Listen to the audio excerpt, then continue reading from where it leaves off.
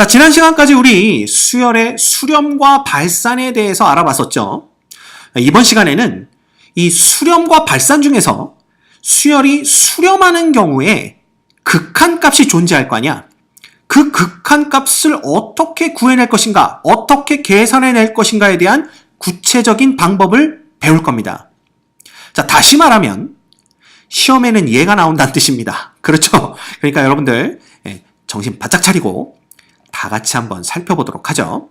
그래서 우리가 수열의 극한값을 계산해내려는 데는 말이 꼬인다. 세 가지 정도가 필요합니다. 첫 번째가 뭐냐 하면 수열의 극한에 대한 성질을 알고 있어야 극한값을 계산해내기가 쉽고요. 두 번째는 무한대분의 무한대꼴이라든가 무한대 빼기 무한대꼴이 나왔을 때 우리가 어떤 식으로 접근을 해야 되는지를 알고 있어야만 또 수열의 극한값을 계산하기가 쉬워집니다. 세 번째는 수열의 대소관계로부터 우리가 또 극한값을 구해낼 수가 있는데요. 이렇게 한 세 가지 정도를 알고 있으면 수열의 극한을 구해내는 건 큰 문제가 되지 않습니다. 따라서 이번 시간에는 그 첫 번째 수열의 극한에 대한 성질부터 살펴보도록 하겠습니다. 자, 여기 볼까요? 수렴하는 수열 AN, BN에 대해서 리미트 AN은 알파이고, 즉 AN의 극한값은 알파이고 리미트 BN의 극한값은 베타일 때 이렇게 되어 있네요. 그죠? 자, 여기서 무지막지하게 중요한 얘기가 나옵니다. 그게 뭐냐 하면 수렴하는 수열 AN, BN에 대하여 라는 요 부분입니다. 자, 다시 말하면 이 밑에 있는 네 가지 수열의 극한에 대한 성질은 수열이 수렴할 때만 AN과 BN이 동시에 모두 다 수렴할 때에만 써먹을 수 있는 성질들이지 이 둘 중에 하나라도 수렴하지 않으면 이 1, 2, 3, 4는 성립하지 않는다라는 걸 꼭 기억하셔야 돼요. 알겠습니까? 반드시. 따라서 수열의 극한에 대한 성질은 언제만 쓸 수 있다? AN과 BN이 모두 다 수렴할 때만 사용할 수 있는 성질이다 라는 거 꼭 기억하셔야 됩니다. 됐죠? 그럼 첫 번째부터 살펴보도록 하죠. 자, 첫 번째 보시면 리미트 n이 무한대로 갈 때 AN은 수열이고요. 여기 보시면 C는 상수입니다. 즉 수열 앞에 상수가 곱해진 꼴이 등장을 하면 그 극한값을 어떻게 계산해야 되겠는가 라는 건데 보시다시피 상수는 리미트 밖으로 끄집어낼 수가 있고요. 결국은 C라는 상수에다가 AN의 극한값 알파를 구해서 이 전체의 극한을 구해낼 수가 있습니다. 됐죠? 이거요. 여기 밑에 보시면요. 정말 실예를 갖다 놨어요.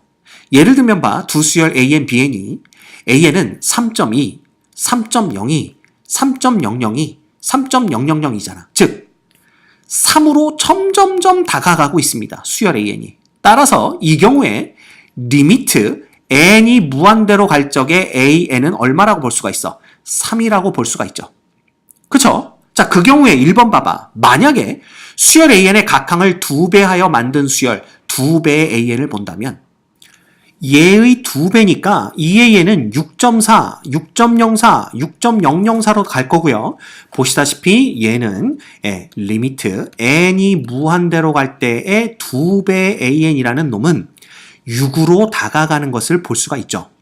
근데 이거는 우리가 방금 전에 살펴봤던 첫 번째 수열의 극한에 대한 성질에 의해서 바로 2배의 곱하기 리미트 n이 무한대로 갈 때 an, 즉 2 곱하기 3으로 볼 수가 있는 겁니다. 이렇게 우리가 계산할 수가 있다는 거죠. 그죠?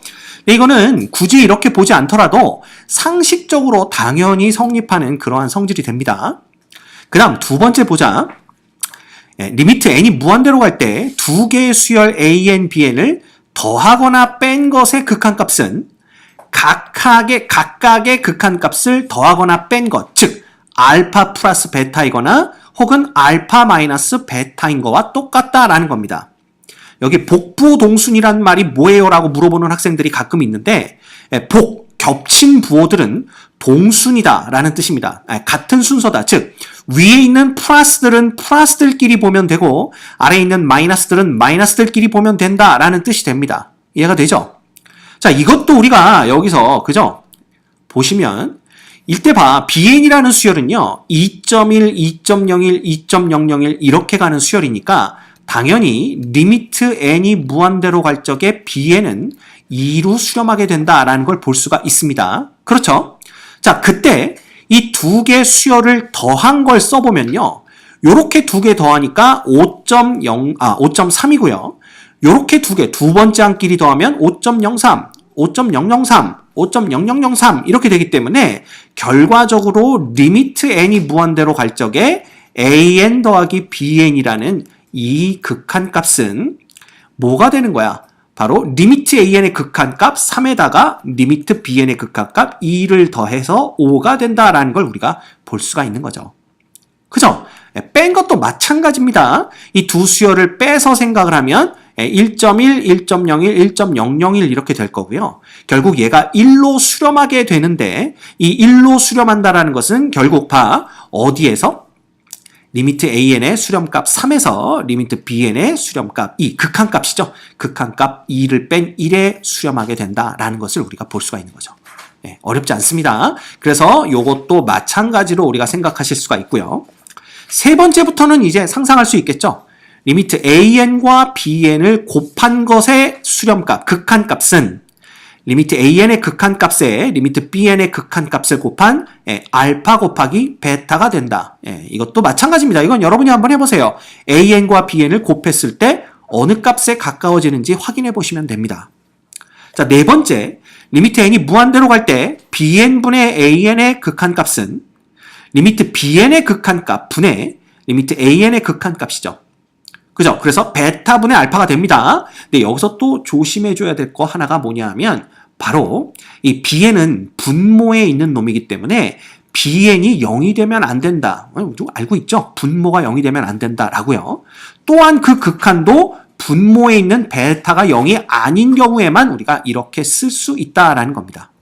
그죠? 그래서 3번과 4번은 충분히 우리가 그렇겠다라고 짐작할 수 있는 내용들입니다. 그죠? 의심이 가시는 분들은 요 AN, BN을 가지고 실제 둘을 곱한 수열 한번 써보시고요. 두 개를 나눈 수열 한번 써보시고 확인해 보시면 될 것 같아요. 됐습니까? 어렵지 않습니다. 자, 그런데 여기서 이제 재밌는 얘기가 나옵니다. 그런데 발산하는 수열에 대해서는 수열의 극한에 대한 성질이 성립하지 않는다. 이렇게 돼 있어요. 여기 예를 볼까요? 예를 보시면 A는 n입니다. 요 놈은 발산하는 수열이죠. 플러스 무한대로 발산하는 거고요.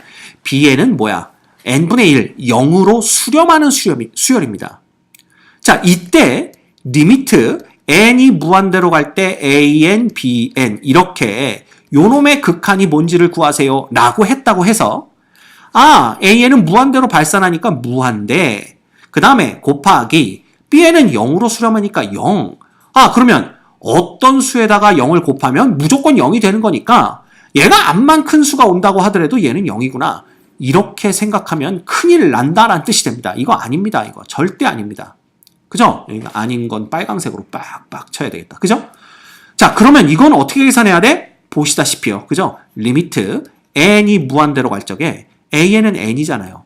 실제로 일반항을 써보자 이겁니다. bn은 n분의 1이니까 이렇게 두 개 곱한 놈은 결국은 리미트 n이 무한대로 갈 적에 1이 됩니다. 1. 그죠?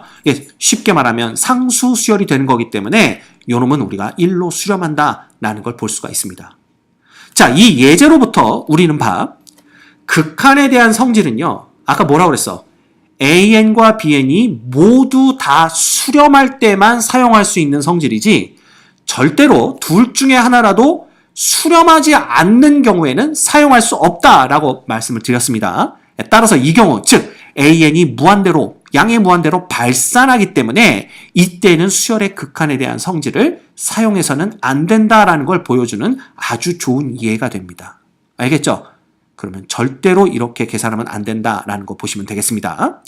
자, 그러면 이제 우리가 수열의 극한에 대한 성질을 알았기 때문에 얼마나 쉽게 극한값을 계산해낼 수 있는지 우리가 예를 보면서 확인해 볼게요. 1번 봐라. 리미트 an은 1이고 리미트 bn은 3이에요. 둘 다 수렴하죠? 그럼 두 개를 더한 것은 각각의 극한값 1 플러스 3을 더해준 4가 되는 거고요. 그죠? 자, 얘는 봐라. 선생님 좀 복잡한데요? 뭘 복잡해? 리미트 n이 무한대로 갈 적에 4배의 an에서 빼기 리미트 n이 무한대로 갈 적에 3배 bn을 빼주면 되죠. 근데 물론 이때 우리가 4배 an과 3배 bn이 모두 다 수렴한다라는 걸 알아야만 이렇게 풀 수가 있는 겁니다. 자, 그런데 이 4배 an이라는 놈은 결국은 4배의 리미트 n이 무한대로 갈 적에 an이잖아. 역시 극한의 성질이죠. 빼기 요놈은 3배의 리미트 n이 무한대로 갈 적에 bn이기 때문에 결국은 얘도 수렴, 전체도 수렴이라는 걸 알 수가 있습니다. 따라서 얘는 4 곱하기 1 빼기 3 곱하기 3이 되는 거죠. 결국은 4 빼기 9가 돼서 얘는 극한값이 마이너스 5가 되는 것을 확인할 수가 있습니다. 됐죠? 네, 별거 없습니다. 3번은 어떻게 되겠어요? 3번도 마찬가지죠.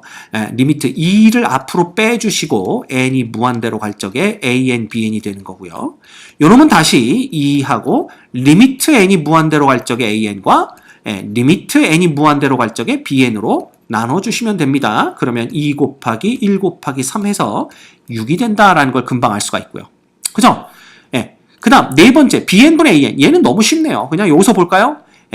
bn의 극한값 분의 an의 극한값. 그래서 3분의 1입니다. 당연히 이때 요 밑에 있는 요거 조심하자고 그랬죠? 요 리미트 bn이 뭐가 아니라 0이 아니기 때문에 우리가 요걸 사용할 수가 있는 게 되겠죠. 됐죠? 그래서 어렵지 않게 우리가 극한에 대한 성질을 이용해서 쉽게 극한값을 계산할 수 있다라는 걸 알아봤습니다.